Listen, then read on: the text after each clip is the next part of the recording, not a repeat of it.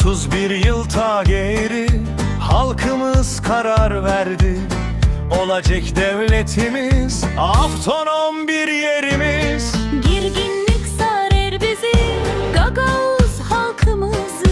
Şükür deriz herkese, baş eğilip önünüzde. Gagavuziya yaşa, şükür de bugün Allah'a. Sevinsin bütün dolay, yaşamak gitsin kolay. Gagavuziya yaşa, şükür de bugün Allah'a. Sevinsin bütün dolay, yaşamak gitsin kolay.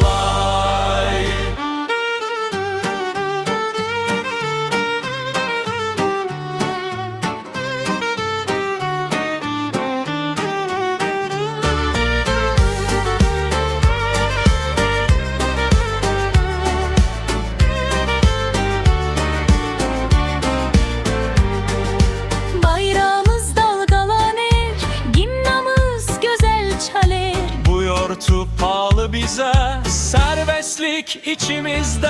Yaşasın devletimiz, bitmesin hiç birliğimiz. Allah'ım koru toprağı, Gagavuz yeri buca.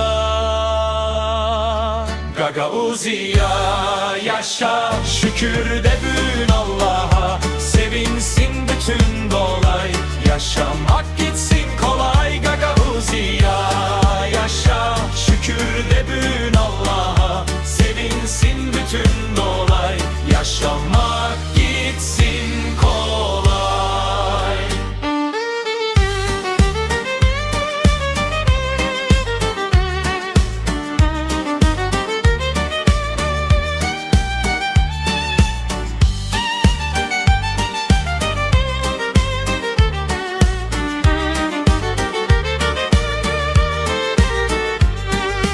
Yaşasın devletimiz, bitmesin hiç birliğimiz. Allah'ım koru toprağı, Gagavuz yeri buca.